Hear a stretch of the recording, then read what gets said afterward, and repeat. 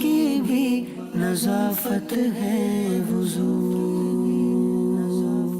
وضو نبی اکرم صلی اللہ تعالی علیہ وآلہ وسلم کا ارشاد مبارک ہے، الطہور شطر الایمانی، صفائی نفس ایمان ہے۔ طہارت میں وضو کو خاص اہمیت حاصل ہے، بلکہ نماز کی ادائیگی اس پر موقوف ہے۔ نبی اکرم صلی اللہ تعالی علیہ وآلہ وسلم کا ارشاد مبارک ہے کہ جنت کی کنجی نماز ہے اور نماز کی کنجی طہارت ہے۔ مدنی چینل کے ناظرین، آج آپ کو وضو کے بارے میں معلومات فراہم کرتے ہیں۔ وضو کے دینی اور دنیاوی فوائد کے بارے میں آپ کو بتایا جائے گا اور ایسی معلومات پیش کی جائے گی جن سے شاید آپ آج سے پہلے واقف نہ ہوں۔ تو آئیے اس موضوع کا آغاز کرتے ہیں سب سے پہلے وضو کی تاریخ سے۔ بات کرتے ہیں کہ وضو اسلام میں کس طرح سے شروع ہوا۔ تو جب نماز کا حکم نازل ہوا تو اسی طریقے سے وضو کا حکم بھی نازل ہوا۔ اسلامی تاریخ میں وضو کا طریقہ جو شروع ہوا اس کا انداز کچھ یہ تھا کہ ایک مرتبہ جبریل امین علیہ السلام جس طرح پہلے احکامات الہیہ لے کر نبی کریم صلی اللہ علیہ وآلہ وسلم کی بارگاہ میں حاضر ہوتے تھے، تو یوں ہی ایک دن نبی کریم صلی اللہ علیہ وآلہ وسلم کی بارگاہ میں وضو کا طریقہ لے کر بھی یوں حاضر ہوئے کہ آپ نے اپنی ملکوتی طاقت کے ساتھ ایک پانی کا چشمہ جاری کیا، اس پر آپ نے وضو فرمایا۔ نبی کریم صلی اللہ علیہ وآلہ وسلم یہ طریقہ ملاحظہ فرما رہے تھے تو پیارے آقا صلی اللہ علیہ وآلہ وسلم نے اسی طریقے کے مطابق اولاً اپنے چہرے مبارک کو دھویا، اس کے بعد دونوں ہاتھوں کو کوہنیوں سمیت بھی دھویا اور اس کے بعد اپنے سر اقدس کا مسح فرمایا۔ اس کے بعد آپ صلی اللہ علیہ وآلہ وسلم نے اپنے دونوں پاؤں کو ٹخنوں سمیت دھویا۔ اس کے بعد نبی کریم صلی اللہ علیہ وآلہ وسلم نماز کے لیے کھڑے ہو گئے۔ پھر صحابہ کرام علیہم رضوان کو آپ صلی اللہ علیہ وآلہ وسلم نے یہ طریقہ بیان فرمایا۔ یوں اسلام میں وضو کرنے کا سلسلہ شروع ہوا۔ چہرے کا دھونا، ہاتھ کا دھونا، سر کا مسح کرنا اور پاؤں کا ٹخنوں سمیت دھونا ذکر کیا گیا۔ یہ وضو کے 4 فرائض ہیں۔ اس کے علاوہ وضو کی کئی سنتیں بھی ہیں۔ آئیے ہم ایک روایت کے ذریعے وضو کی سنتوں کے متعلق بھی جاننے کی کوشش کرتے ہیں۔ فرائض کی بات تو ہو گئی، لیکن اب بات کریں گے وضو کی سنتوں پر۔ وضو کی سنتیں کس طرح سے شروع ہوئیں، تو اس کا بہت ہی خوبصورت واقعہ ہے جو میں آپ کی سماعتوں کی نظر کرنا چاہوں گا۔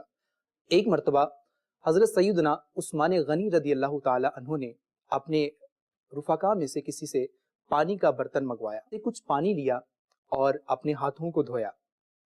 اس کے بعد آپ رضی اللہ تعالی عنہ نے 3 مرتبہ کلی فرمائی، پھر کچھ پانی لیا اور 3 مرتبہ اپنے ناک میں پانی چڑھایا، یعنی ناک صاف کیا۔ اس کے بعد آپ رضی اللہ تعالی عنہ نے 3 مرتبہ اپنے چہرے مبارک کو دھویا۔ اس کے بعد آپ رضی اللہ تعالی عنہ نے 3 مرتبہ اپنے دونوں ہاتھوں کو کوہنیوں سمیت دھویا۔ اس کے بعد آپ رضی اللہ تعالی عنہ نے اپنے سر کا مسح فرمایا اور آخر میں آپ رضی اللہ تعالی عنہ نے اپنے دونوں پاؤں کو ٹخنوں سمیت دھویا۔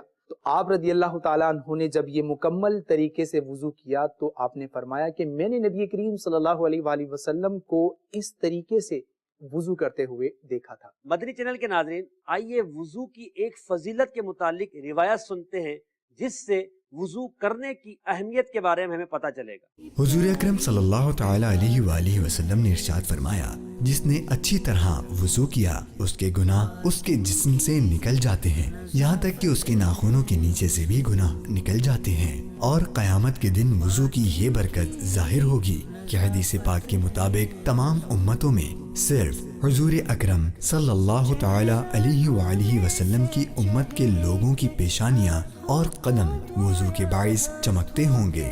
وضو کے فرائض اور سنتوں کے متعلق تو ہم نے جان ہی لیا، اب آئیے بڑھتے ہیں وضو کا صحیح طریقہ سیکھنے کی کوشش کرتے ہیں۔ جی ہاں، اگر غلط طریقے سے وضو کیا جائے گا تو وضو نہیں ہوگا اور نماز بھی نہیں ہوگی۔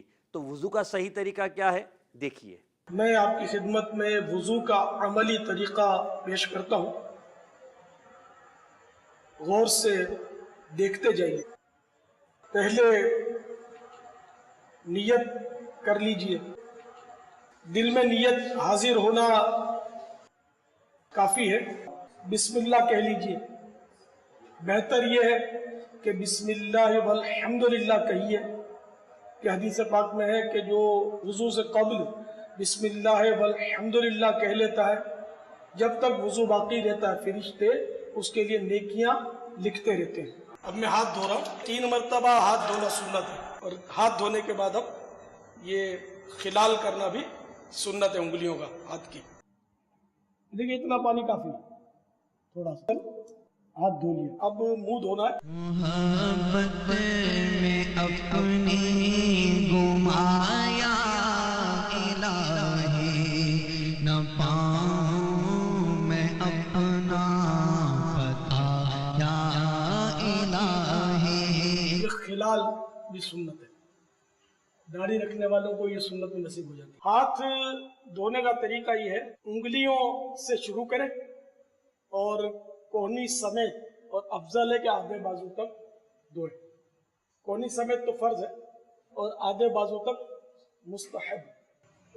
غور سے دیکھیے، بسم اللہ الرحمن الرحیم۔ انگلیوں سے شروع کروں گا اور اس کو میں انشاءاللہ اس طرح، وہ آپ کو لگے گا کہ میں نے ایک بار دھویا، لیکن وہ 3 بار دھلنے تک انشاءاللہ میں وہ اس کو پانی کے نیچے رکھوں گا۔ رہوں مستوں پہ خود میں تیری ولا میں، رہوں مستوں پہ خود۔ الحمدللہ یہ 3 بار آدھے بازو تک دھل گیا۔ رہوں مستوں پہ خود میں۔ اب الٹا ہاتھ بھی اسی طرح دھونا ہے۔ بسم اللہ الرحمن الرحیم، صلی اللہ علیہ وسلم۔ یا قادر رہوں مستوں پہ خود میں تیری ولا میں، پلا یا قادر ایسا پلایا الہی۔ یہ مستحب ہے کہ اس کے پانی کے قطرے ٹپکا دیے جائیں۔ اب اگر ہاتھ سوکھ گئے تو تھوڑا سا پانی لے کر ہاتھوں کو تر کر لیجئے اور مسح کرنا ہے۔ مسح کا طریقہ دیکھ لیجئے، دیکھیے یہ 3 انگلی، یہ اس طرح آپ نے رکھنا ہے۔ شہادت کی انگلی اور انگوٹھے کی کیفیت دیکھ لیں، 3 انگلیوں کو میں نے ملا کر رکھا ہے۔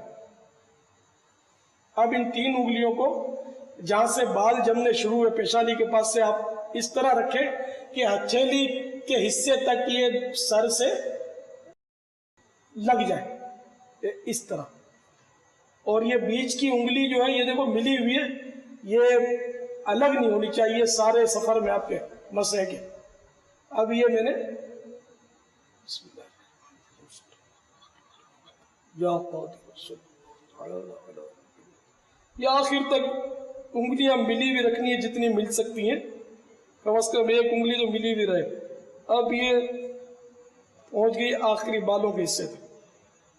اب آپ نے پلٹنا ہے، یہ بھی بیچ کے سر کا مسا ہوا ہے، ابھی جوانب یعنی سائڈیں باقی ہیں۔ اب ہتھیلیوں کی باری ہے، انگلیوں کی ڈیوٹی ختم ہو گئی، اور شہادت کی انگلی اور انگوٹھا شروع میں بھی نہیں لگے تھے بالوں پر اور اب بھی نہیں لگیں گے، تو اب یہ اس طرح آپ نے پلٹنا ہے ہتھیلیوں کے ذریعے۔ اب یہ جو انگلیاں تھیں 3 جو لگائی تھی وہ نہیں لگیں گی، صرف ہتھیلیاں۔ اور اس طرح آپ جمپ دے کر نہیں لائیں گے، بعض لوگ جمپ دے کر لاتے تو بال مسے سے محروم رہ جائیں گے۔ یہ اس طرح بالکل ہر وقت ہتھیلیاں جو ہیں آخر تک سر سے لگی رہیں گی۔ اب شہادت کی انگلی سے کان کے اندرونی حصے کا مسا کریں گے اور انگوٹھے سے کان کے باہری حصے کا مسا کرنا ہے۔ اب آپ کو انگلیوں کی پشت سے گردن کی پشت کا مسح کرنا ہے، پہلے سیدھی طرف پھر الٹی طرف۔ اب پاؤں دھونے کی باری، پہلے سیدھا پاؤں دھونا سنت، پھر الٹا۔ بسم اللہ۔ پانچوں نمازیں پڑھوں با جماعت میں، پانچوں نمازیں پڑھوں با جماعت اور آدھی پنڈلی تک دھونا جو ہے یہ مستحب ہے، تو میں آدھی پنڈلی تک لے جاتا ہوں۔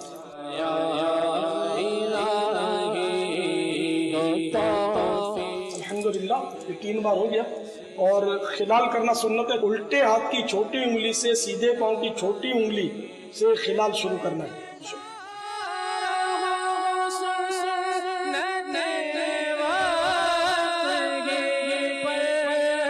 یہ خلال بھی ہو گیا۔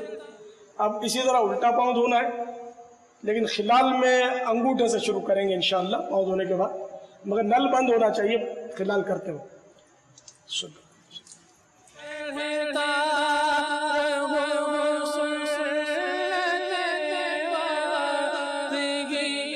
دیکھو یہ انگلیوں کے تلوے جو ہے نا، اس کے انگلیوں کے جوڑ پورے وغیرہ ہوتے ہیں، اس کی دھاریاں سردیوں میں زیادہ تر سوکھی رہنے کا امکان رہتا ہے، اس لیے دھاریوں میں پانی بہت احتیاط سے بہانا ہوگا. یہ انگلیوں کو بھی کشادہ کر کر کے ان کے بیچ میں پانی ڈالنا ہوگا. سردی میں بھی گرمی میں بھی فرض ہے دھونا ان حصوں کا بھی.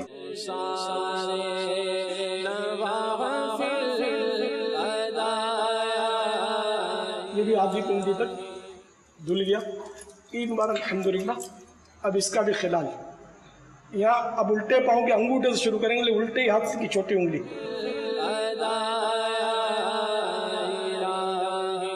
وضو کے متعلق مزید بہت ساری مفید معلومات حاصل کرنے کے لیے میرے شیخ طریقت امیر اہل سنت حضرت علامہ مولانا ابو بلال محمد الیاس ستار قادری رضوی دامت برکاتہم عالیہ کا بہت ہی پیارا رسالہ وضو کا طریقہ آپ ضرور مطالعہ کیجئے. انشاءاللہ تعالی جہاں وضو کا صحیح طریقہ معلوم ہوگا، وہیں نماز، روزہ اور دیگر عبادات کو سیکھنے اور ان پر عمل کرنے کا ذہن بنے گا اور دنیا و آخرت میں کامیابی نصیب ہوگی انشاءاللہ عز و جل. اللہ پاک ہمیں عمل کی توفیق عطا فرمائے، آمین.